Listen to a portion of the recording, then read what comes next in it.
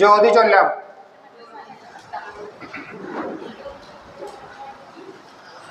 ജ്യോതിയാണ് ഈശ്വരൻ, ജ്യോതിയാണ് ഈശ്വരൻ, ജ്യോതിയാണ് ജ്യോതിയാണ് ജ്യോതിയാണ് ഈശ്വരൻ. സ്നേഹമാണ് ഈശ്വരൻ, കരുണയാണ് ഈശ്വരൻ, സ്നേഹമാണ് കരുണയാണ് ജ്യോതിയാണ് ഈശ്വരൻ. നാദമാണ് ഈശ്വരൻ, താളമാണ് ഈശ്വരൻ, നാദമാണ് താളമാണ് ജ്യോതിയാണ് ഈശ്വരൻ.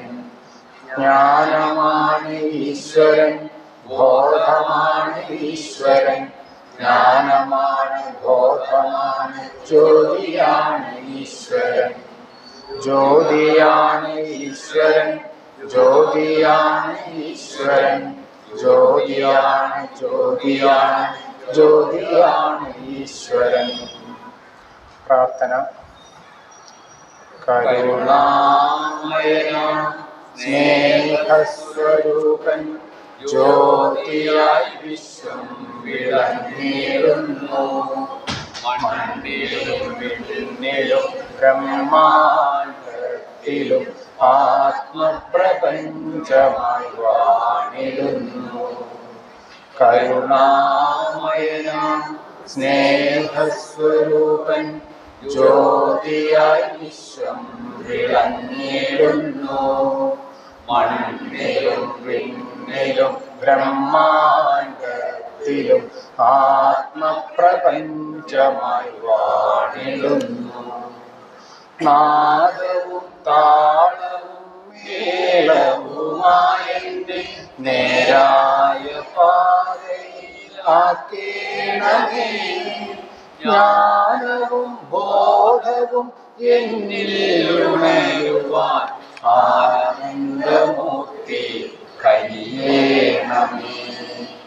കാണാനും കേൾക്കാനും അറിയാനുമായെന്നെ പാകപ്പെടുത്തണേ പരമ്പൊരുളേ. സത്യവും ധർമ്മവും നീതിയും പാലിക്കാൻ എന്നും എനിക്ക് കരുത്തേണേ.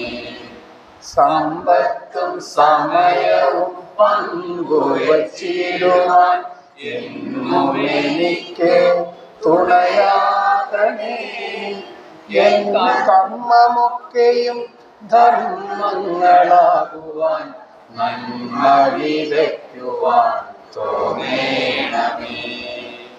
ഈ ധന്യഭൂമിയിൽ ഭൂജാതനായെന്നെ കർമ്മങ്ങൾ തീർക്കുവാൻ കഴിയണമേ. ഭൂലോകമാകെ ഒരാഘോഷമാക്കുവാൻ പ്രതിനിധിയായി എന്നെ മാനിക്കണേ. കരുണാമയന സ്നേഹസ്വരൂപൻ, ജ്യോതിയായി വിശ്വം വിളങ്ങിടുന്നു. മണ്ണിലും വിണ്ണിലും ബ്രഹ്മാണ്ഡത്തിലും ആത്മപ്രപഞ്ചമായി വാണിടുന്നു.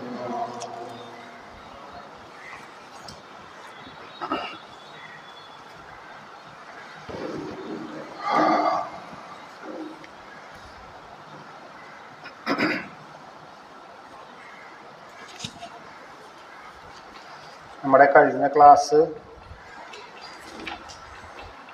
ഏതുവരെയായിരുന്നു? ചികിത്സകന്റെ കാഴ്ചപ്പാട്. അതിൽ 5 അന്നം കറക്റ്റ് ചെയ്യണതിനെ കുറിച്ചിട്ടില്ലേ പറഞ്ഞ അവസാനം? വിധിച്ച ഭക്ഷണം 5 അന്നങ്ങൾ. നമ്മൾ ഭക്ഷണം വായിൽ കൂടെ കഴിക്കുന്നത് പോലെ മാത്രമല്ല അന്നം എന്ന് പറയുന്നത്. പഞ്ചഭൂതങ്ങൾ 5 അന്നങ്ങളാണ്. പഞ്ചഭൂതങ്ങൾ 5 അന്നങ്ങളാണ്. അപ്പോൾ കാഴ്ച, കേൾവി, മണം, സ്പർശം എല്ലാം അന്നങ്ങളാണ് നമ്മുടെ. അപ്പോൾ അത് എത്രയും വിധിച്ചതാക്കാൻ നോക്കുക. ഈ വൈകുന്നേരം കാണുന്ന സീരിയലുകൾ ഒഴിവാക്കുക, വൃത്തികെട്ട ഡയലോഗുകൾ ഒഴിവാക്കുക.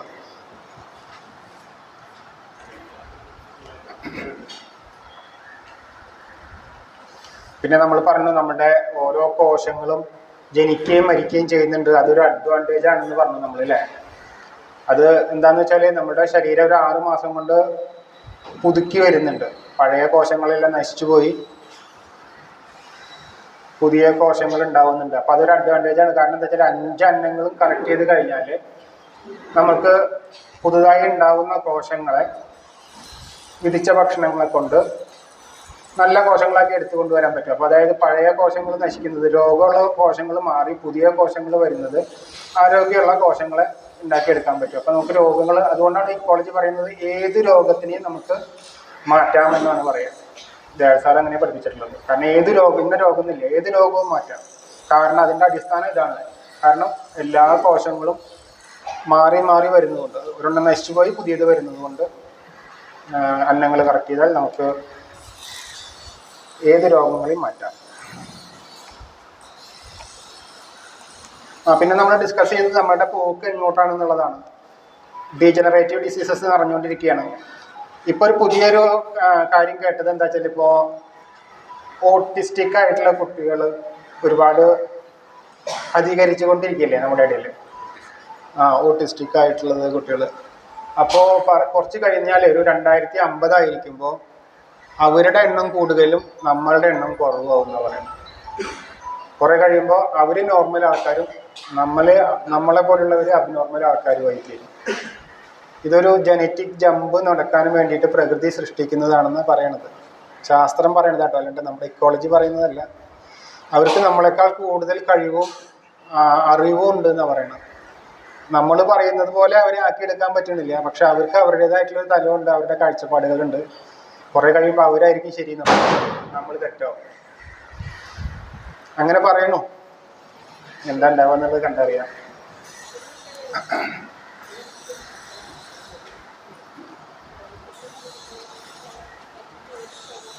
പിന്നെ ആശുപത്രി പണിയുന്നതിനെ കുറിച്ച് പറഞ്ഞല്ലേ. ടൗണിൻ്റെ നടുക്കിൽ ആശുപത്രി പണിയണോ, കാട്ടിൽ പണിയണോ?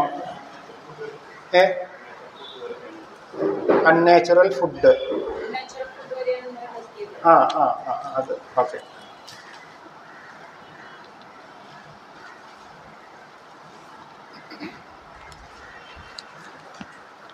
അൺനാച്ചുറൽ ഫുഡ് എന്ന് പറഞ്ഞാൽ നമുക്ക് വിധിച്ച ഭക്ഷണം, അതായത് വേവിക്കാതെ കഴിക്കാൻ പറ്റിയ ഭക്ഷണം. നമ്മൾ വേവിക്കുന്ന ഭക്ഷണം എന്ന് പറഞ്ഞാൽ വയറ്റിൽ ദഹിപ്പിക്കാൻ കഴിയാത്തതിനെയാണ് നമ്മൾ പുറത്ത് വേവിച്ച് കഴിക്കുന്നത്. സാധാരണ ജീവികളെല്ലാം കഴിക്കുന്നത് പോലെ നമുക്ക് ദഹിപ്പിച്ച് കഴിക്കാൻ പറ്റുന്നത്. ഇപ്പോൾ ഞാൻ പറഞ്ഞു, കാർബോഹൈഡ്രേറ്റ് ഒക്കെ വേവിച്ച് കഴിഞ്ഞാൽ സ്വാദ് കൂടും. ആൾക്കാർക്ക് പഴം പുഴുങ്ങി കഴിക്കാനാണ് താല്പര്യം, പപ്പടമൊക്കെ കൂട്ടി കുഴച്ച്. അപ്പോൾ സ്വാദ് കൂടും. അതാണ് ചോറിന് സംഭവിക്കുന്നത്. ചോറുണ്ണാൻ എഡിക്റ്റ് ആവുന്നത് അതുകൊണ്ടാണ്. ഭയങ്കര ടേസ്റ്റാണ് കാർബോഹൈഡ്രേറ്റ് വേവിച്ച് കഴിഞ്ഞാൽ. പക്ഷെ വേവിച്ച് കഴിഞ്ഞാൽ പിന്നെ അത് ബാക്ടീരിയൽ ആക്ഷൻ തുടങ്ങിയെന്ന് അർത്ഥം. അതിൻ്റെ പിന്നെ എടുത്തു വെക്കാൻ പറ്റില്ല. നമ്മൾ ഭക്ഷണം പാകം ചെയ്തത് ഫ്രിഡ്ജിൽ വെക്കുക എന്നുള്ള സ്വഭാവം ഉണ്ടല്ലോ, ബാക്കി വന്നതൊക്കെ ഫ്രിഡ്ജിൽ കയറ്റി വെച്ചു, അത് പാടില്ല. നമുക്ക് സാധനങ്ങൾ, പച്ചക്കറി എടുത്തു വെക്കാനൊക്കെ ഫ്രിഡ്ജ് നല്ലത് തന്നെയാണ്, വേണ്ടെന്നല്ല. പക്ഷെ വേവിച്ച് കഴിഞ്ഞത് എടുത്തു വെക്കരുത്. കാരണം അത് ഡിഗ്രേഡ് ചെയ്യാൻ തുടങ്ങിയിട്ടുണ്ടാവും. വേവിച്ച് കഴിഞ്ഞാൽ അപ്പോൾ തുടങ്ങി. നമ്മളിപ്പോൾ ഒരു കൊച്ചു കുഞ്ഞ് വരെ അമ്മയുടെ പാല് കുടിച്ചത് ഒരു 5 മിനിറ്റ് കഴിച്ച് ഛർദ്ദിച്ച് കഴിഞ്ഞാൽ എങ്ങനെയുണ്ടാവും? മോരായിട്ടുണ്ടാവും, സ്മെല്ല് മാറും, കുടിച്ചിട്ടുണ്ടാവും. അപ്പോൾ അത്രയും ഫാസ്റ്റായിട്ട് അവരുടെ പ്രവർത്തനം നടക്കുന്നതാണ്, ബാക്ടീരിയയുടെ പ്രവർത്തനം. അപ്പോൾ അത് കാരണം വേവിച്ച് കഴിഞ്ഞത് പിന്നെ അധികം എടുത്തു വയ്ക്കാതിരിക്കുക. ഒരു 2-3 മണിക്കൂർ 4 മണിക്കൂറിൻ്റെ ഉള്ളിൽ ഉപയോഗിച്ച് തീർക്കുക. ഒരു 4-5 ദിവസത്തേക്കൊക്കെ ആയിട്ട് അരച്ചെടുത്ത് വയ്ക്കാതിരിക്കുക. അപ്പോൾ വിധിച്ച ഭക്ഷണമാവും. പിന്നെ നമുക്ക് വേണ്ടത് കാർബോഹൈഡ്രേറ്റ്, ഫാറ്റ്, പ്രോട്ടീൻ എന്ന് പറഞ്ഞു. 60% energy from carbohydrate, 30% energy from fat, 10% energy from protein. Protein ആർക്കെങ്കിലും പുറം രാജ്യങ്ങളിലൊക്കെ കണക്ഷൻ ഉണ്ടെങ്കിൽ അന്വേഷിച്ചുകൊണ്ടിരിക്കുക. നല്ല പ്രോട്ടീൻ, ഒരു 12-14% കൂടുതൽ പ്രോട്ടീൻ കണ്ടന്റുള്ള ഫ്രൂട്ട്സ് കിട്ടുമെന്നുള്ളത് അന്വേഷിച്ചുകൊണ്ടിരിക്കുക. കൂടുതൽ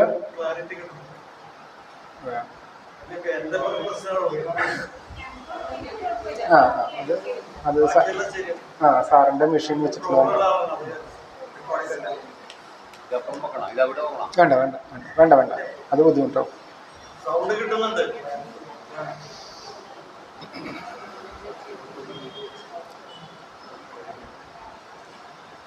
പിന്നെ നമ്മൾ കാർബോഹൈഡ്രേറ്റിൻ്റെ കാര്യം പറഞ്ഞു.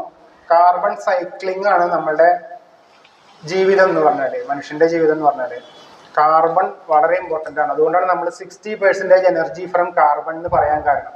നമ്മളുടെ സ്ട്രക്ചർ സ്കെൽട്ടൺ കാർബണിനാണ് ഏറ്റവും കൂടുതൽ കണ്ടന്റ് ഉള്ളത്. പിന്നെ നമ്മൾ ശ്വാസം വിടുമ്പോൾ 24 മണിക്കൂറും ശരീരത്തിനെ പ്യൂരിഫൈ ചെയ്യുന്ന പ്രക്രിയയാണ് ശ്വസനം. 24 മണിക്കൂറും മാലിന്യം പുറത്തേക്ക് വിട്ടുകൊണ്ടിരിക്കുന്ന പ്രക്രിയയാണ്. അപ്പോൾ കാർബൺ ഡൈ ഓക്സൈഡ് ഇത്രയധികം പുറന്തള്ളുമ്പോൾ നമ്മൾ അത്രയും കാർബൺ ഉള്ളിലേക്ക് ഇട്ടാലാണ് നമുക്ക് കളയാൻ പറ്റുള്ളൂ. അല്ലെങ്കിൽ ഡെഫിഷ്യൻസി വരും, കാർബോഹൈഡ്രേറ്റ് ഡെഫിഷ്യൻസി വരും. ഫാറ്റ് എന്ന് പറഞ്ഞത് നമ്മുടെ ശരീരത്തിൻ്റെ ഷേപ്പ് നിലനിർത്തുന്ന സാധനം ഫാറ്റാണ്. അപ്പോൾ അത് 30% energy from fat. Energy from ഫാറ്റാണ്, അതിൻ്റെ ക്വാണ്ടിറ്റി അല്ല. ഇത്ര കിലോ വേണം, 30 കിലോ എനർജി ഫ്രം അല്ല 30 കിലോ ഫാറ്റ്, 60 കിലോ കാർബോഹൈഡ്രേറ്റ്, അങ്ങനെയല്ല. പേഴ്സൻറ്റേജ് ഓഫ് എനർജിയാണ് വേണ്ടത് അതിൽ കിട്ടേണ്ടത്. അതുപോലെ 10% പ്രോട്ടീൻ എന്ന് പറഞ്ഞു. അതായത് നമ്മുടെ നശിക്കുന്ന ഷെല്ലുകളിലുള്ള പ്രോട്ടീൻ ശരീരം തിരിച്ചെടുക്കുന്നു പറയുന്നത്. അപ്പോൾ പ്രോട്ടീൻ വളരെ കുറച്ചേ വേണ്ടൂ, 10% മതി. പക്ഷേ ആ 10% എന്ന് പറഞ്ഞാൽ അത് വളരെ ഇമ്പോർട്ടൻറ്റുമാണ്. നമ്മുടെ പുതിയ കോശങ്ങൾ ഉൽപ്പാദിപ്പിക്കാനൊക്കെ ആയിട്ട് പ്രോട്ടീൻ അത്യാവശ്യമാണ്. നമ്മുടെ നെഫ്രോൺസ്, അത് ഇപ്പോൾ ശരിക്കുള്ള പ്രോട്ടീൻ കിട്ടാത്തത് കൊണ്ടാണ് ഇപ്പോൾ ആധുനിക ശാസ്ത്രം വരെ സംബന്ധിച്ചിട്ടുണ്ട് പ്രോട്ടീൻ അത്യാവശ്യമാണെന്നുള്ളത്. അത് കിട്ടാത്തതാണ് ഇപ്പോൾ മെയിനായിട്ടുള്ള ദയാൽ സാറിൻ്റെ ചികിത്സയിലത്തെ പ്രശ്നം. അതുകൊണ്ട് പറഞ്ഞു എവിടെയെങ്കിലും പ്രോട്ടീൻ കൂടുതലുള്ള കണ്ടന്റുള്ള ഫ്രൂട്ട്സ് കിട്ടുകയാണെങ്കിൽ അന്വേഷിക്കണം. പുറം രാജ്യങ്ങളിൽ, നമ്മുടെ ഇന്ത്യയിൽ ഒരു ഇതൊക്കെ അന്വേഷിച്ചു. അപ്പോൾ ഞാനന്ന് കൊണ്ടുവന്നിട്ടുണ്ടായിരുന്നു ഗോജി ബെറി. അതിലൊരു 12% ഉണ്ട് പ്രോട്ടീൻ ഉണ്ട്. പിന്നെ പറഞ്ഞത് വുഡ് ആപ്പിളാണ്. വുഡ് ആപ്പിളിലൊരു 7% അടുത്ത് പ്രോട്ടീൻ ഉണ്ടെന്ന് പറഞ്ഞു. എന്നാലും കുഴപ്പമില്ല, നമുക്ക് അഡ്ജസ്റ്റ് ചെയ്യാം. പക്ഷെ അത് കിട്ടാനില്ല എന്നുള്ളതാണ്. ഈ പറഞ്ഞ സാധനങ്ങളൊന്നും കിട്ടാനില്ല അവിടെ.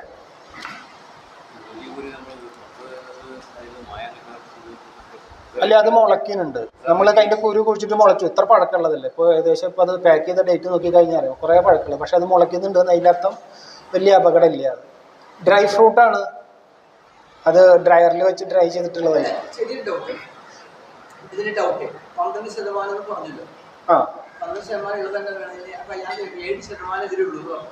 7% വുഡ് ആപ്പിളിന്. നമ്മൾ ടോട്ടൽ കഴിക്കുന്നതിലത്തെ പെർസെൻറ്റേജാണ് പറഞ്ഞത്. നമ്മളിപ്പോൾ എത്ര കഴിക്കണം എന്നുള്ളത് കണ്ടെത്തിയിട്ടില്ല. എത്ര കണ്ടെത്തിയിട്ടുണ്ടാവും എനിക്ക് അറിഞ്ഞൂടാ, എനിക്കറിയാം.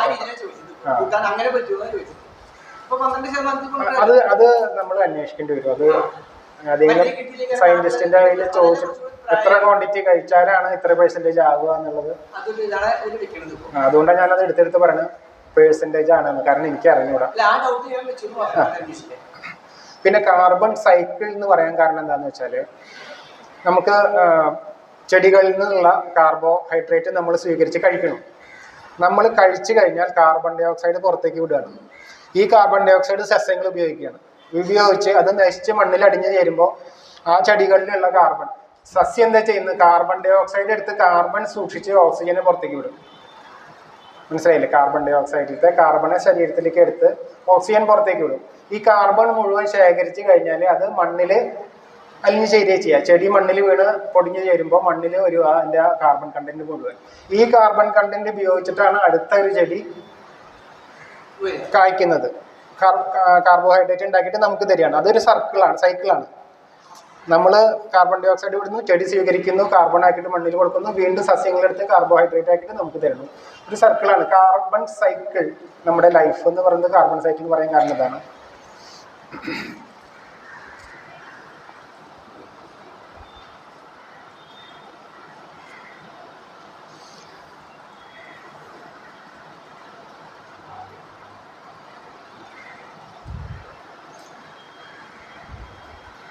പിന്നെ വേണ്ടത് ന്യൂട്രീഷണൽ ഡെഫിഷ്യൻസിനെ കുറിച്ച് പറയുകയാണെങ്കിൽ, നമുക്ക് വേണ്ട കുറേ മൂലകങ്ങളുണ്ട്.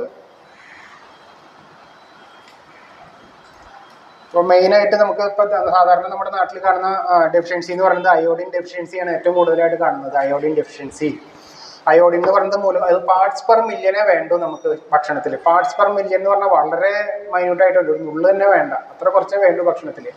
പക്ഷെ അതില്ല, നമ്മുടെ ഭക്ഷണത്തിലില്ല. ഭൂമിയിൽ കഴിഞ്ഞുപോയി. നമ്മളുടെ കൃഷി രീതി കാരണം ഭൂമിയിൽ തന്നെ കഴിഞ്ഞുപോയി.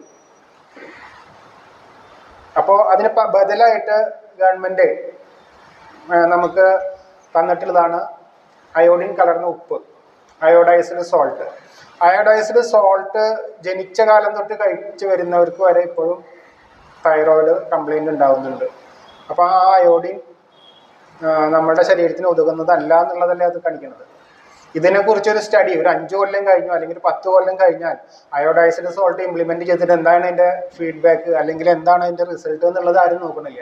അയോഡിൻ ഇല്ല, അയോഡൈസ്ഡ് സോൾട്ട് കൊടുത്തു, പിന്നെ അതുകൊണ്ട് എന്താണോ ഗുണമാണോ ദോഷമാണോ എന്നുള്ളത് ആരും ശ്രദ്ധിക്കണില്ല. അതുകൊണ്ട് വലിയൊരു ദോഷം ഉണ്ടായിട്ടുണ്ട്. ആർക്കെങ്കിലും അറിയോ അത്?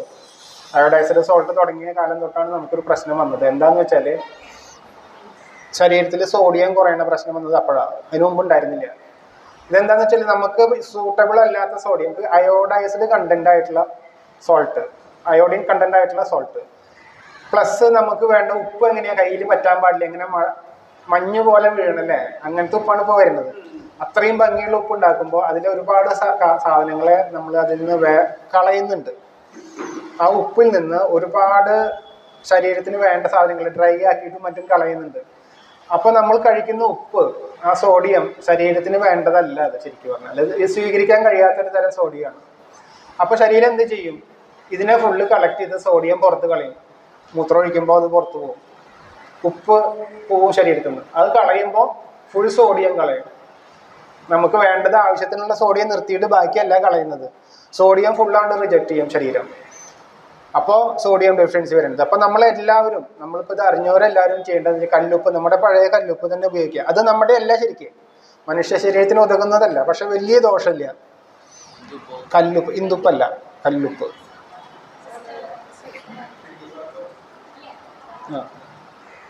കല്ലുപ്പ് ഉപയോഗിക്കാൻ കിട്ടുന്നില്ലെങ്കിൽ പറഞ്ഞോളൂ, നമുക്ക് എത്തിക്കാനുള്ള സംവിധാനം ഉണ്ട്. നമുക്കിവിടെ അല്ല, അയോഡൈസ്ഡ് അല്ലാത്ത കല്ലുപ്പ്, നമ്മൾ പഴയ കല്ലുപ്പ് മാർക്കറ്റിൽ കിട്ടും.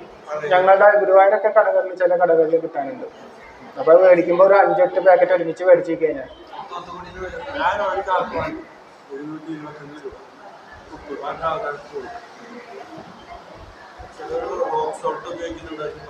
അത് ഈ യൂട്യൂബ് നോക്കിയിട്ട് ആൾക്കാർ ചെയ്യണതാണ്.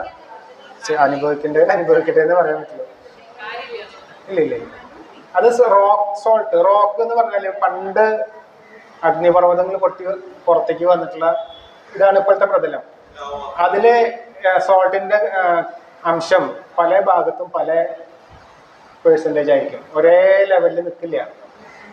ചില ഭാഗത്ത് ചില പാക്കറ്റിൽ ഉപ്പിട്ട് കഴിഞ്ഞാൽ അധികമാവും, ചിലത് കൊട്ട് കഴിഞ്ഞാൽ കുറവാകും. കടലിലേക്ക് അങ്ങനെയല്ല. കടലിൽ നിന്ന് എടുക്കുന്ന ഉപ്പ് എന്ന് പറഞ്ഞാൽ ഒരേ ഇതായിരിക്കും. നമ്മൾ എത്ര ഉപയോഗിക്കുന്ന അളവിട്ട് കഴിഞ്ഞാൽ അത് അങ്ങനെ തന്നെ ഫീൽ ചെയ്യുന്നു. പണ്ട് അങ്ങനെയല്ല, കൈക്കണക്കല്ലേ. പിന്നെ അയോഡിനെ കുറിച്ച് പറയുകയാണെങ്കിൽ, അയോഡിൻ എന്ന് പറഞ്ഞ ചെറിയൊരു മൂലകം, ഒറ്റ മൂലകം, അതുകൊണ്ട് മാത്രം ഉണ്ടാകുന്ന ബുദ്ധിമുട്ടുകൾ, മുടി കൊഴിച്ചിലുണ്ടാവും, തടി കുറയുക, തടി കൂടുക, ബുദ്ധിക്ക് ഡാമേജ് വന്നിട്ടുള്ള കുട്ടികൾ ജനിക്കുക, ക്യാൻസറിനൊരു കാരണമാവുക, തൈറോയിഡ് പ്രശ്നം വരുന്നത് അയോഡിൻ ഡെഫിഷ്യൻസി കൊണ്ടാണല്ലോ. അപ്പോൾ ഈ ഒരു ചെറിയൊരു മൂലകം കൊണ്ട് തന്നെ ഇത്രയും അധികം ഡാമേജ് ഉണ്ടാക്കാൻ, രോഗങ്ങൾ ഉണ്ടാക്കാൻ കഴിയുമെങ്കിൽ നമുക്ക് ആവശ്യമുള്ളത്, ഇപ്പോൾ ശാസ്ത്രം പറയുന്നത് 108 മൂലകങ്ങൾ വേണമെന്ന് പറയണം നമുക്ക് ശരീരത്തിന്. മനുഷ്യ ശരീരത്തിന് 108 മൂലകങ്ങൾ വേണമെന്ന് പറയണം. അറ്റ്ലീസ്റ്റ് ഒരു 16 മൂലകങ്ങൾ അതെങ്കിലും നിർബന്ധമായിട്ട് വേണം. അപ്പം നമ്മളുടെ പുതിയ കൃഷി രീതി കുറച്ച് സ്ഥലത്ത് നിന്ന് മാക്സിമം ഉൽപ്പാദിപ്പിക്കുക എന്നുള്ളൊരു രീതി വരുന്നുണ്ടല്ലോ, അതിലാണ് മണ്ണ് നാശമായത് പ്രധാനമായിട്ട്. മണ്ണിലുള്ളത് മുഴുവൻ എടുക്കുന്നതിനനുസരിച്ച് തിരിച്ച് മണ്ണിലേക്ക് കൊടുക്കണില്ല നമ്മൾ. ഇപ്പോൾ മണ്ണിൽ നിന്ന് എടുത്തു, കാർബൺ എടുത്തു, തിരിച്ച് കുറച്ച് കാർബൺ അതിലേക്ക് ഇടണ്ടേ. ഒരു സസ്യം, ഒരു മരമോ ചെടിയോ, അത് മണ്ണിൽ നിന്നും അന്തരീക്ഷത്തിൽ നിന്നും സൂര്യപ്രകാശത്തിൽ നിന്നും സ്വീകരിച്ച് അത് പ്രൊഡ്യൂസ് ചെയ്തിട്ട് അതിൻ്റെ എത്ര ശതമാനം അടിച്ചാൽ 40-60% തിരിച്ച് മണ്ണിലേക്ക് കൊടുക്കുന്നുണ്ട്. മണ്ണിലേക്ക് തന്നെ തിരിച്ചു കൊടുക്കുകയാണ് ആ സസ്യം ചെയ്യുന്നത്. നമ്മളെന്താ ചെയ്യുന്നത്? മാക്സിമം കൈക്കോട്ടൻ്റെ ചെയ്യണല്ലേ, നമുക്ക് മാക്സിമം ഇങ്ങോട്ട് എടുക്കുക, അങ്ങോട്ട് കൊടുക്കണില്ല. നമ്മൾ മണ്ണിലേക്ക് തിരിച്ചു കൊടുത്താലല്ലേ മണ്ണിൽ ഉണ്ടാവുള്ളൂ. അല്ലെങ്കിൽ എന്ത് ചെയ്യണം? അത് കൊടുക്കുന്ന ജീവികളാണ് സസ്യങ്ങൾ, മറ്റ് ജീവികൾ, സൂക്ഷ്മജീവികൾ. അവരെ ധാരാളമായിട്ട് ഉണ്ടാക്കിയാലും മതി. അവർ കുറേ മെയിൻറ്റെയിൻ ചെയ്യും. നമ്മളെക്കാൾ കഴിവുള്ള ജീവികൾ ഭൂമിയിൽ ഇഷ്ടംപോലെ ഉണ്ട്, നമുക്ക് കാണാൻ കഴിയാത്ത ജീവികൾ. അവർ മണ്ണിലുള്ള പോഷക മൂലകങ്ങൾ കൂട്ടും, മൂലകങ്ങൾ കൂട്ടും, സൂക്ഷ്മ മൂലകങ്ങൾ കൂട്ടും. അതും ചെയ്യണില്ല, എല്ലാം നശിപ്പിക്കല്ലേ. സകലതും വെട്ടി വെളിവാക്കി വൃത്തിയാക്കിയിട്ടിട്ട് എന്താ പറയുക, കത്തിക്കല്. ഏറ്റവും വലിയ അതിന് പകരം വെക്കുക എന്ന് പറയില്ല. ഇപ്പൊ നമ്മുടെ ഭാരതീയ ശാസ്ത്രം പറയാ ഒരു പിന്നെ ഒന്നുമില്ല. പിന്നെ ഉള്ളത് കൂട്ടിയിട്ട് കത്തിക്കുകയാണ്, വൃത്തിയാക്കി വെക്കുക എന്നുള്ളതാണ്. വൃത്തിയാക്കാന്ന് പറഞ്ഞാല് നമ്മളൊരു തെറ്റിദ്ധാരണയാണ്. അത് മറ്റുള്ളവരെ കാണിക്കാനാണ് പ്രധാനമായിട്ട് ചെയ്യുന്നത്. ആരെങ്കിലും കണ്ടു കഴിഞ്ഞാൽ എന്താ പറയാ, അതുകൊണ്ടാണ് ഈ വൃത്തിയാക്കുന്നത്. അല്ലാതെ കൊണ്ട് ഇത് നമുക്ക് പറ്റിയിട്ടൊന്നുമല്ല, ഇഷ്ടമായിട്ടൊന്നുമല്ല. മറ്റുള്ളവരൊന്നും പറയാതിരിക്കാൻ വേണ്ടിയിട്ട് വൃത്തിയാക്കലാണ്. തീയിടുക, നമ്മളുടെ കൃഷി പഠിക്കുമ്പോഴാണ് നമ്മൾ പഠിക്കുക. എന്നാലും ജസ്റ്റ് പറയാം, ഈ നമ്മളുടെ കാർബൺ ഡൈ ഓക്സൈഡ് സസ്യങ്ങൾ സ്വീകരിക്കുന്നുണ്ട്, സൂര്യപ്രകാശം സ്വീകരിക്കുന്നുണ്ട്. ഇത് മുഴുവൻ ഇലകളിലൂടെയാണ് സ്വീകരിക്കുന്നത്. ഈ സൂര്യപ്രകാശത്തിലൂടെ പറഞ്ഞില്ലേ, സന്ദേശങ്ങൾ നമുക്ക് വരുന്നുണ്ട്. സൂര്യൻ ഒരുപാട് സന്ദേശങ്ങൾ നമുക്ക് വിട്ടു തരുന്നുണ്ട്. ഈ സന്ദേശം സ്വീകരിക്കുക ഇലകളാണ്. ഈ ഇലകൾ സ്വീകരിച്ച് അത് തണ്ടിലും തടിയിലും സ്റ്റോർ ചെയ്യും. പിന്നെ ഈ മരം പൊഴിച്ച് മണ്ണിൽ ഇടുന്ന ഇലകൾ, ആ ഇലകൾ മണ്ണിൽ അടിഞ്ഞു ചേർന്നാലാണ് പിന്നീട് കാർബൺ കണ്ടന്റ്, മണ്ണിന്റെ ജീവൻ ഉണ്ടാവുള്ളൂ. മണ്ണിന് ജീവൻ ഉണ്ടാവും. നമ്മളുടെയൊക്കെ എനർജി സൂക്ഷിക്കുന്നത് ഇപ്പോൾ ബാറ്ററിയിൽ എനർജി എവിടെയാണ് സൂക്ഷിക്കുക? അതിൻ്റെ നടുക്കിലുള്ള കാർബൺ തണ്ടിലാണ് അല്ലേ? കാർബണിലാണ് എനർജി സൂക്ഷിക്കാൻ കഴിയുള്ളൂ. അപ്പൊ ഈ കാർബൺ കണ്ടന്റ് എത്രയും കൂടുന്നു മണ്ണിൽ, അത്രയും എനർജൈസ്ഡ് ആയിരിക്കും മണ്ണ്, ജീവൻ ഉണ്ടായിരിക്കും. കാർബൺ കണ്ടന്റ് ഒരു 8% കൂടുതൽ വന്നാൽ പിന്നെ നമുക്ക് മണ്ണ് നനയ്ക്കേണ്ട ആവശ്യമില്ല. കാട് പോലെയോ, കാട്ടിലാരെങ്കിലും നനയ്ക്കുന്നുണ്ടോ? എപ്പോഴും നല്ല, എൻ്റെ ചെറിയൊരു പാമ്പുംകാവ് എൻ്റെ വീട്ടില്, സർപ്പക്കാവ്, അതിൻ്റെ ഉള്ളില് ഏത് വേനലായാലും ശരി എല്ലാം നല്ല പച്ചപ്പാണ്, നല്ല കൂളുമാണ്. അവിടെ ചെറിയ സ്ഥലമാണ്, ഒരുപാട് ഏരിയൊന്നുമില്ല, ഒരു 4 സെന്റ് 5 സെന്റ് സ്ഥലം. എന്തൊരു പച്ചപ്പാന്നറിയോ? അതിലെ ഏറ്റവും ഒരു 4 പേര് പിടിച്ചാൽ കിട്ടാത്ത അത്ര മണ്ണുള്ളൊരു മാവാണ് ഞങ്ങളുടെ പാമ്പുംകാവിലുള്ളത്. അതിൻ്റെ ഉള്ളിൽ കൂമനുണ്ട്, ഇടയ്ക്ക് കുരങ്ങൊക്കെ വന്നിരിക്കുന്നത് കാണാം. വലിയ മൂങ്ങയില്ലേ, മൂങ്ങയ്ക്ക് ഒരു പൊത്തൊക്കെ ഉണ്ട് അതിൻ്റെ ഉള്ളിൽ. അപ്പോൾ അവിടെ ആരും നനയ്ക്കണില്ല, അവിടെ നനയ്ക്കേണ്ട ആവശ്യമില്ല. കാരണം 8% കൂടുതൽ കാർബൺ കണ്ടന്റ് വന്നു കഴിഞ്ഞാൽ അവിടുത്തെ സൂക്ഷ്മജീവികളുടെ എണ്ണം അതിനനുസരിച്ചിട്ട് പെരുകിയിട്ടുണ്ടാവും. ഈ സൂക്ഷ്മജീവികൾ ഓരോന്നും ചത്തു പോകുമ്പോൾ ആയിരക്കണക്കിന് ലക്ഷക്കണക്കിന് കോടിക്കണക്കിന് സൂക്ഷ്മജീവികൾ ഓരോ നിമിഷം ചത്തു പോകുന്നുണ്ട്. ആ ജീവികളുടെ ശരീരത്തിലുള്ള ജലം അവിടെ വരികയാണ്. അത് നമ്മളുടെ ഇപ്പോഴത്തെ മണ്ണ് എന്ന് പറഞ്ഞാൽ നമ്മുടെ പറമ്പിലോ മുറ്റത്തോ ഉള്ള മണ്ണിൽ നോക്കിക്കഴിഞ്ഞാൽ 1% താഴെ കാർബൺ ഉണ്ടാവുള്ളൂ. കാർബൺ ആവശ്യത്തിനുള്ളതിൻ്റെ പോയിട്ട് അത്യാവശ്യമുള്ളത് പോലും ഇല്ല. മിനിമം ഒരു 3% കാർബണിലേക്ക് എത്തിച്ചു കഴിഞ്ഞാൽ ഒരുവിധം സാധനങ്ങളൊക്കെ, പച്ചക്കറികൾ, കായ്കളൊക്കെ തരാൻ പറ്റും. മിനിമം ഒരു 3% എത്തിച്ചു കഴിഞ്ഞാൽ. അപ്പം നമ്മൾ മാക്സിമം എവിടെയൊക്കെ ചവറ് കാണുന്നുണ്ടോ, റോഡിലോ അടുത്ത വീട്ടുകാരുടെ ചവറുണ്ടെങ്കിൽ കളക്ട് ചെയ്ത് നമ്മളുടെ കൃഷി സ്ഥലത്ത്, മുറ്റത്തിടണം എന്നല്ല പറഞ്ഞത്, നമ്മളുടെ കൃഷി ചെയ്യുന്ന സ്ഥലത്ത് ആഡ് ചെയ്ത് കൊടുത്താൽ വളരെ നല്ലതാണ്. അതും ഡൈവേഴ്സിറ്റി, ഒരേ സസ്യത്തിൻ്റെ അല്ലാതെ പല ചെടികളുടെ ഇലകൾ, വേസ്റ്റുകൾ, തണ്ടുകൾ. ഇപ്പോൾ മരം മുറിച്ചാൽ മരപ്പൊടി, ഇപ്പോൾ സാറ് ചെയ്യും മരപ്പൊടി. അതുപോലെ സിന്ദൂര് തള്ളില്ലേ നമ്മൾ ആശാരിമാർ, അതിൻ്റെ വേസ്റ്റൊക്കെ കിട്ടി ചാക്ക് കണക്കിന് കൊണ്ടുവന്നിട്ട് സാറിൻ്റെ കാട്ടിൽ നിരത്തും. നടക്കുന്ന വഴിയിലും ചെടികളുടെ ഇടയിലൊക്കെ പരത്തിയിടും. അപ്പോൾ കാർബൺ കണ്ടന്റ് കൂടിക്കൊണ്ടിരിക്കുക, അവിടെ നനയ്ക്കേണ്ട ആവശ്യമില്ല. 8% ആയിട്ടില്ലേ? പക്ഷെ അതിന്റെ സൂക്ഷ്മജീവികൾ അതിനെ ആക്കിക്കോളും. പിന്നെ വേണമെങ്കിൽ നമുക്ക് കാഷ്ടങ്ങൾ, ജീവികളുടെ കാഷ്ടങ്ങളൊക്കെ വിതറി കൊടുക്കാം. കാട്ടിലെങ്ങനെയാ സംഭവിക്കുന്നത് വെച്ചാൽ ഇലകൾ ഇങ്ങനെ വീഴും, അതിന്റെ മുകളിൽ കൂടെ നടന്നു പോകുന്ന ജീവികൾ കാഷ്ടിക്കുമ്പോൾ അതിന്റെ മുകളിൽ കാഷ്ടം വീഴും. നമ്മൾ എന്താ ചെയ്യാന്ന് വെച്ചാൽ കാഷ്ടൊക്കെ അടിമണ്ണിൽ ഇട്ട് കൊടുത്തിട്ട് മുകളിൽ ചവറിട്ട് പുതയിട്ടിട്ട് മൂടി വയ്ക്കുക ചെയ്യുക. അങ്ങനെയല്ല വേണ്ടത്. ശരിക്കും വേണ്ടത് പുതയിട്ട് കഴിഞ്ഞാൽ അതിന്റെ മുകളിൽ ജീവജാലങ്ങളുടെ അവശിഷ്ടങ്ങളോ കാഷ്ടം ഇട്ട് കൊടുക്കുക ഏറ്റവും നല്ലത്. അത് വേഗം, അതിനാണ് ചാണകം എന്ന് പറഞ്ഞാൽ വളമല്ല, സൂക്ഷ്മജീവികളുടെ ഒരു ഭണ്ഡാരാണ് ചാണകം എന്ന് പറഞ്ഞാൽ. പച്ചിലകളും ഉണക്കലകളും അതാണ് പറഞ്ഞത്. അതെ അതെ, ചകിരിപ്പൊടിയും നല്ലതാണ്. ചകിരിച്ചോറ് നല്ലതാണ്. അതിൽ ചില ആൾക്കാർ പറയും എന്തൊരു ആസിഡിക് ഇതുണ്ട് എന്ന് പറയും. പക്ഷെ അത് മണ്ണിൽ അലിഞ്ഞു ചേരാൻ പറ്റുന്നതും ചെടികൾക്ക് മെയിൻറ്റെയിൻ ചെയ്യാൻ പറ്റുന്നതുമാണ്. അതുകൊണ്ട് വലിയ പ്രശ്നമൊന്നുമില്ല, അത് ഇട്ട് കൊടുത്താൽ കുഴപ്പമൊന്നുമില്ല. ചിലവർ അത് പ്രോസസ് ചെയ്തിട്ട് ഉപയോഗിക്കാൻ പാടുള്ളൂ എന്നൊക്കെ പറയുന്നവരുണ്ട്. പക്ഷെ അതിലൊന്നും കാര്യമില്ല, അത് പ്രകൃതിയുടെ ഒരു ഭാഗമാണ്. അത് ചെയ്തോളൂ. അപ്പോൾ അയോഡിൻ കണ്ടന്റിന്റെ ബുദ്ധിമുട്ടുകൾ പറഞ്ഞു. പിന്നെ വേണ്ടത് അയൺ ഡെഫിഷ്യൻസി വന്നാൽ നമുക്ക് അയൺ ചില ബ്ലഡ് കുറയണ പ്രശ്നം വരില്ലേ? ബ്ലഡ് കുറയണതിനുള്ള അത് അതിൻ്റെ കണ്ടന്റ് ഉള്ളത് ഏറ്റവും കൂടുതലുള്ളത് നമ്മളുടെ കയ്യൂന്നി എന്ന് പറഞ്ഞ ഇലയുണ്ടല്ലോ. കയ്യൂന്നിയിൽ ധാരാളം അയൺ കണ്ടന്റ് ഉണ്ട്. നമ്മളത് പിഴിഞ്ഞ് കഴിഞ്ഞാൽ വിരലൊക്കെ കറുത്ത നിറവും. നമ്മൾ അയൺ കണ്ടന്റ് ഉള്ള സാധനങ്ങൾ കഴിക്കാൻ ബ്ലഡ് കുറവുള്ളവരോട് പറയാൻ എന്താ വെച്ചാൽ ഈത്തപ്പഴം, ഡേറ്റ്സ് കഴിക്കാൻ പറയും. മാതളം, ഉണക്കമുന്തിരി, കറുത്ത ഉണക്കമുന്തിരി, ഇതൊക്കെ ധാരാളം കഴിച്ചാൽ ഉണ്ടാവും. പിന്നെ ഉള്ളതാണ് നമ്മുടെ ഇലവർഗത്തിൽ പെട്ടതിലുള്ളതാണ് കയ്യൊന്നി, കറിവേപ്പില, മല്ലിയുടെ ഇല, പുതിന ഇല. ഇതിൽ ചേമ്പിൻ്റെ താളില് കാൽസ്യമാണ് കൂടുതൽ, അയണൊക്കെ കൂടുതൽ കാൽസ്യത്തിനാണ് അത്. മുരിങ്ങയുടെ ഇല കാൽസ്യത്തിനാണ് കൊടുക്കുന്നത്, തിളപ്പിച്ച് കുടിക്കാൻ പറയുന്നത് കാൽസ്യം. അയണുണ്ട് അല്ല, അയൺ എല്ലാത്തിലും എല്ലാതും ഉണ്ട്. പക്ഷെ അധികരിച്ച് നിൽക്കുന്നത്. അപ്പോൾ ഈ വിഷം ചേർക്കാത്ത കറിവേപ്പിലയും പുതിനയിലയും മല്ലിയിലയും കിട്ടുകയാണെങ്കിൽ നമുക്ക് ഉപയോഗിക്കാം. അല്ലെങ്കിൽ വീട്ടിലുണ്ടാക്കിയെടുക്കുക. അതല്ലെങ്കിൽ കറിവേപ്പില വീട്ടിലുള്ളതുണ്ടെങ്കിൽ അതെടുക്കുക. ഇതെല്ലാം കൂടി തിളപ്പിച്ച ആറിയ വെള്ളം കുടിക്കുക. ഇതെല്ലാം ഇലകൾ ഇട്ടിട്ട് കയ്യൂന്നി, പുതിന, മല്ലിയില, കറിവേപ്പില ഇതെല്ലാം കൂടിയിട്ട് തിളപ്പിച്ച വെള്ളം കുടിച്ചാലും അയൺ കണ്ടന്റ് കൂടും ശരീരത്തിൽ. പിന്നെ ഇതില്ലേ അയമോദകം, ദ്രാക്ഷാരിഷ്ടം സംസ്കൃതം.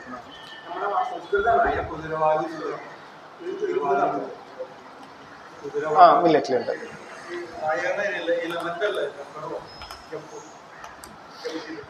ശരിക്കും നമ്മുടെ ശരീരത്തിന് വേണ്ട മൂലകങ്ങൾ എന്ന് പറഞ്ഞാലേ പ്രകൃതിയിൽ എത്ര ഗ്രഹങ്ങളുണ്ടോ അത്രയും ഗ്രന്ഥികളുണ്ടെന്ന് പറഞ്ഞു. നമുക്ക് കണ്ണിനിട്ട കാണാൻ കഴിയാത്ത അത്രയും സൂക്ഷ്മമായിട്ടുള്ള ഗ്രന്ഥികൾ, ഓരോ ഗ്രന്ഥികൾക്കും ഓരോ മൂലകമാണെന്ന് പറയുന്നത് ദയാൽ സാറ് പറഞ്ഞു തന്നിട്ടുള്ളത്. എനിക്ക് കൂടുതൽ സയന്റിഫിക് ആയിട്ട് പറയാറില്ല, എന്നാലും അത്രയധികം ലക്ഷക്കണക്കിന് മൂലകങ്ങൾ നമുക്ക് ആവശ്യമാണ്. 108 എന്നുള്ളത് ശാസ്ത്രം പറഞ്ഞാലും അതിൻ്റെയൊക്കെ എത്രയോ കൂടുതൽ 10 മടങ്ങ് മൂലകങ്ങൾ നമുക്ക് വേണം. ഇപ്പം നമ്മൾ പറഞ്ഞു ഒരു അയോഡിൻ ഡെഫിഷ്യൻസി കൊണ്ട് ഒരുപാട് ഇത്രയും പ്രശ്നങ്ങൾ ഉണ്ടാവാമെന്നുണ്ടെങ്കിൽ നമ്മുടെ ശരീരം ഒന്നും ശരിക്കും പറഞ്ഞാൽ പ്രവർത്തിക്കുന്നില്ല, മനുഷ്യ ശരീരമായിട്ട് പ്രവർത്തിക്കുന്നില്ല, വെറുതെ കുറച്ച് കാലം ജീവിച്ച് ചത്തു പോകുന്നുള്ളൂ.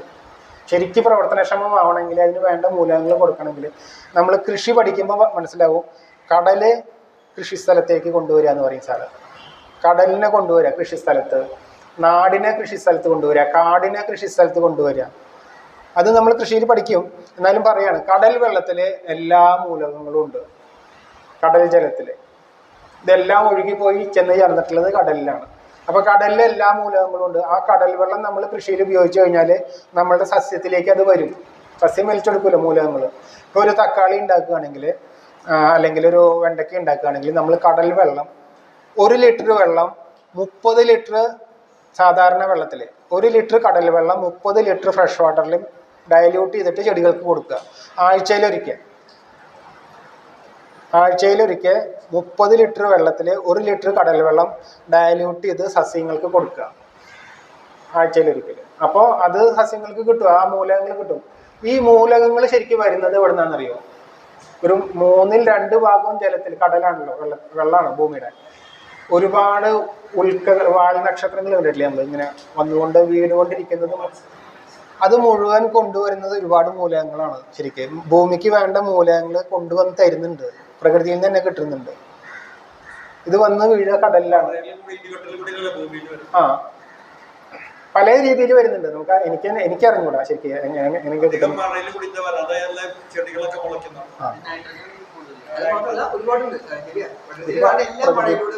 ഇവിടെ ഡെഫിഷ്യൻസി വരുന്നുണ്ട്. ഇപ്പൊ ഒച്ച്, ആഫ്രിക്കൻ ഒച്ചിന്റെ പ്രശ്നം.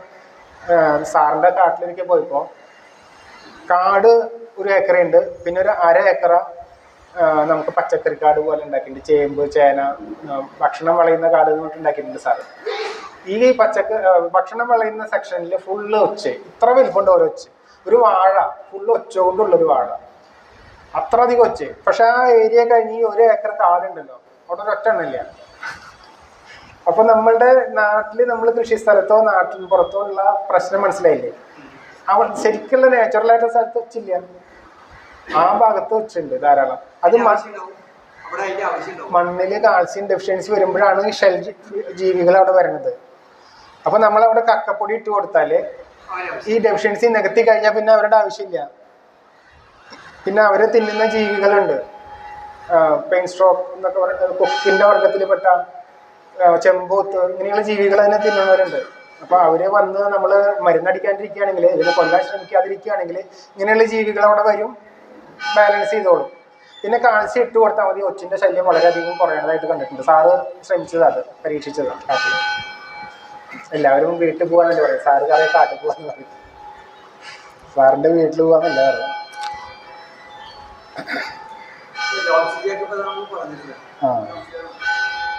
ഓരോ ജീവി വരുന്നത് അവിടെ ആവശ്യം ധർമ്മം ഉണ്ടല്ലോ. ഓരോ ജീവിയും ജനിക്കുന്നതിന് ഒരു പുൽക്കൊടിക്ക് വരെ ധർമ്മമുണ്ട്. അത് അവിടെ അത് ജനിച്ച് സ്വീകരിച്ച് മണ്ണിലേക്ക് കൊടുക്കുക എന്നുള്ളൊരു ജോലി അതിനുണ്ട്. നമ്മൾ പറിച്ച് കളയുമ്പോൾ നമ്മൾ അറിയാണ്ടാണ് അത് ചെയ്യുന്നത്. ഓരോ പുൽക്കൊടിക്കും ഓരോ ധർമ്മമുണ്ട്. അതുപോലെ ഒരു ജീവി വന്നു കഴിഞ്ഞാൽ അതിനൊരു ധർമ്മം ഉണ്ട് അവിടെ. അതെന്താണെന്ന് ശ്രദ്ധിക്കണം.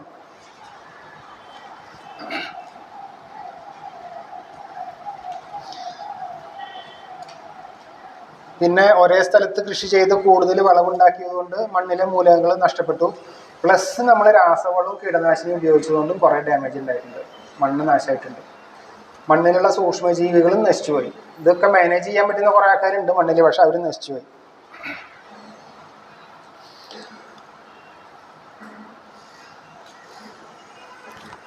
പിന്നെ നമുക്ക്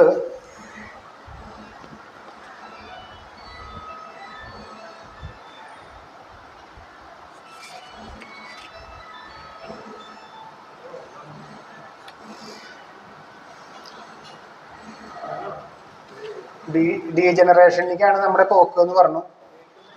അപ്പം അതിനുള്ള അത് അങ്ങോട്ടും ഇങ്ങോട്ട് നോക്കണ്ട, ഉറങ്ങുന്നവർ ഉറങ്ങട്ടെ, സാറില്ല, ശല്യം ചെയ്യണ്ട. ഡീജനറേഷന് കാരണം പറഞ്ഞു വിധിക്കപ്പെടാത്ത തന്നെയാണ്. അപ്പം നമ്മൾ കാട് ഒന്നുകിൽ കാട്ടിൽ പോവുക, അല്ലെങ്കിൽ കാട് സൃഷ്ടിക്കുക.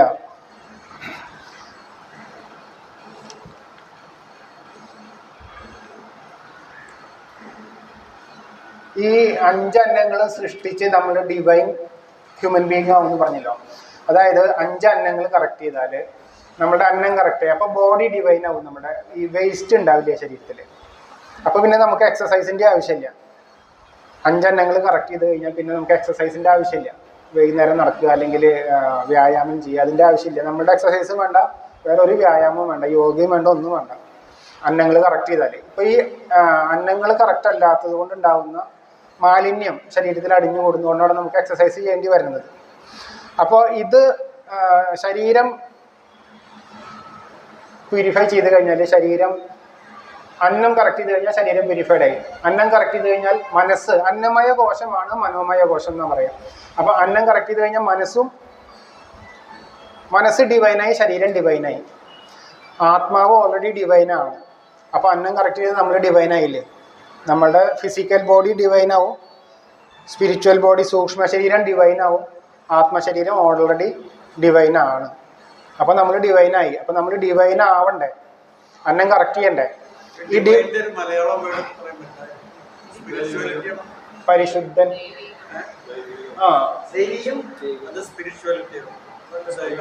അല്ല, സ്പിരിച്വാലിറ്റി വ്യത്യാസമുണ്ട്.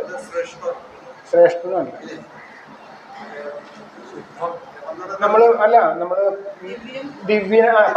പരിശുദ്ധനാവുക, ദിവ്യത്വം വരിക, അല്ലെങ്കിൽ പരിശുദ്ധനാവുക. പരിശുദ്ധിയാണല്ലോ, ഈശ്വരീയം വരിക.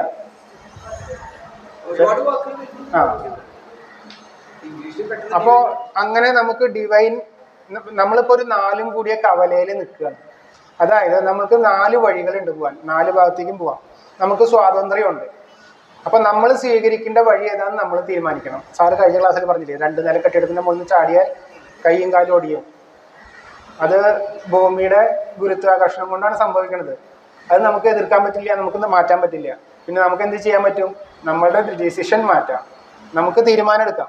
ചാടണോ വേണ്ടെന്നുള്ള തീരുമാനം നമുക്ക് എടുക്കാം. അതേപോലെയാണ് 4 കൂടിയ കവല. അതിൽ എവിടേക്ക് പോകണം എന്നുള്ളത് നമുക്ക് സെലക്ട് ചെയ്യാം. നരകത്തിലേക്ക് പോകണമെങ്കിൽ നരകത്തിലേക്ക് പോവാം. നമ്മളെ പ്രകൃതി കൈപ്പിടിച്ച് കൊണ്ടുപോയി നരകത്തിൽ എത്തിച്ച് സുഖമായിട്ട് എത്തിച്ചു തരും. സ്വർഗത്തിലേക്ക് പോകണമെങ്കിൽ സ്വർഗത്തിലേക്ക് പോകാൻ നമ്മുടെ പ്രകൃതി കൈപ്പിടിച്ച് കൊണ്ടുപോകും. എവിടേക്കാണ് പോകേണ്ടത് എന്നുള്ളത് നമ്മളാണ് സ്വീകരിക്കേണ്ടത്. അപ്പം നമുക്ക് ഡിവൈൻ ആവണമെങ്കിൽ ആദ്യം എന്ത് വേണം? അന്നം കറക്റ്റ് ചെയ്യണോ, അതൊക്കെ ചെയ്യണമെങ്കിൽ ആദ്യം വേണ്ടത് എന്താ? ഇച്ഛ വേണം, ആഗ്രഹം വേണം.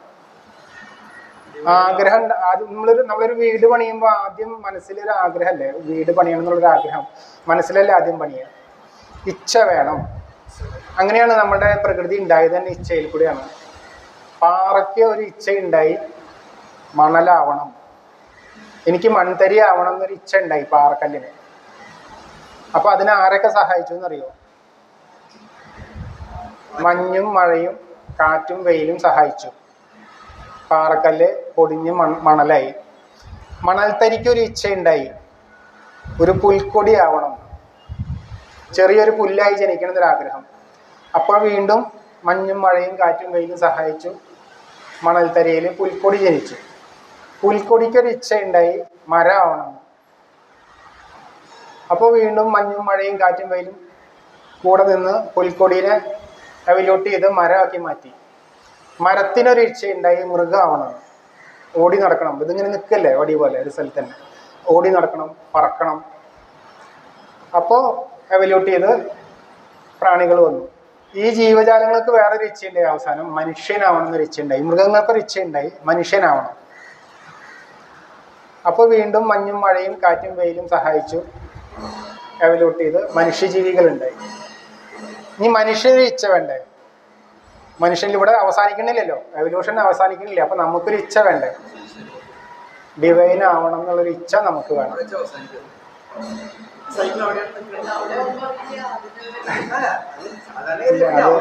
അത് പറഞ്ഞാൽ പിന്നെ കുറെ റിലീജിയസ് ആയിട്ടുള്ള ടോക്കൊക്കെ വരും.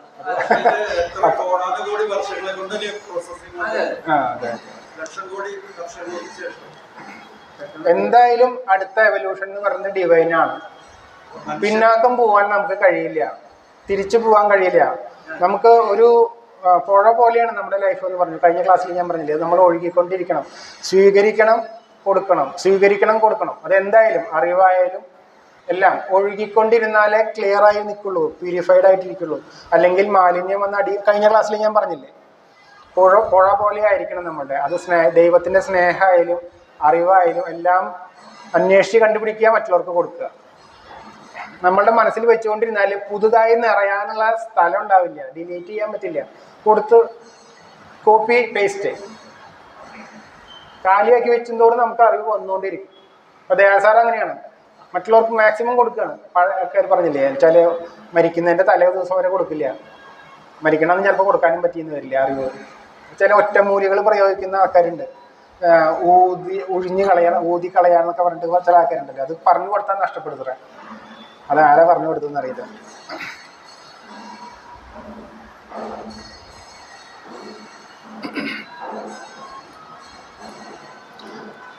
അപ്പൊ നമ്മൾ പഠിച്ചതാണ് ഇക്കോളജി എന്ന ശാസ്ത്രം. ഇക്കോളജി എന്ന ശാസ്ത്രം ഉപയോഗിച്ചിട്ട് നമുക്ക്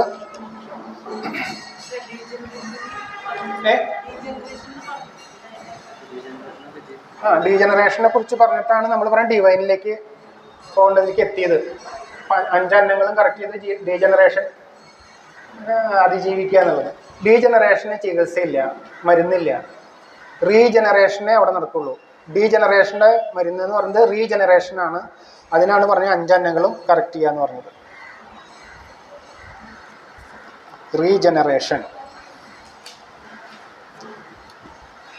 ഇക്കോളജി പഠിച്ചു, ഇക്കോളജി ഡീപ്പ് ഇക്കോളജിയും പറഞ്ഞു തന്നു സാറ്. ഇനിയിപ്പോൾ എന്താ ചെയ്യേണ്ടത്? ഇക്കോളജി അറിഞ്ഞു കഴിഞ്ഞാൽ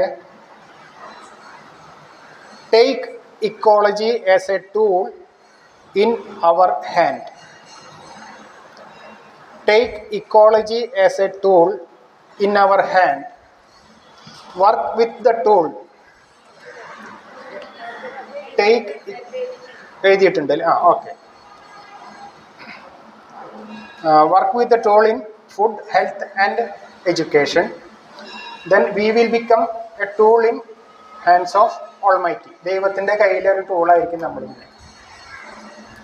അതങ്ങനെ ചെയ്യാൻ തുടങ്ങിയപ്പോഴാണ് ഞാനൊക്കെ ഇരുന്ന് ക്ലാസ് എടുക്കാൻ തുടങ്ങിയത്.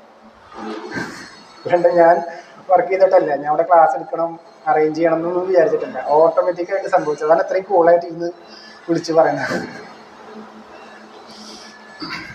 ഇനി നമുക്ക് പഠിക്കാനുള്ളത് സാറിൻ്റെ ചികിത്സിക്കുന്ന രീതി ഉണ്ടല്ലോ.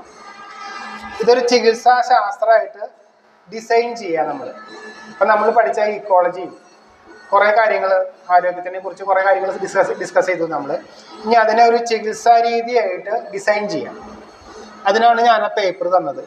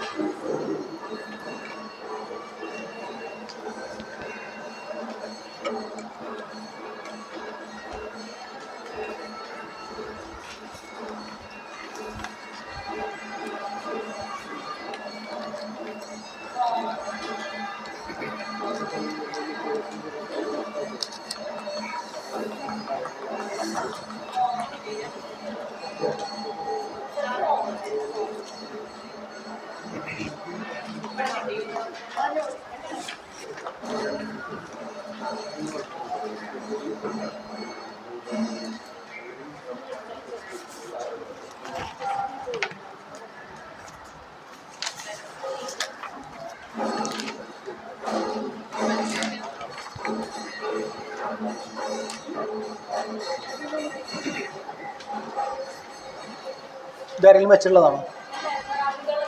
അധികമല്ലേ? അപ്പോൾ അത് ആർക്കാ കിട്ടാത്ത വെച്ചാൽ കൊടുത്തോളൂ കേട്ടോ.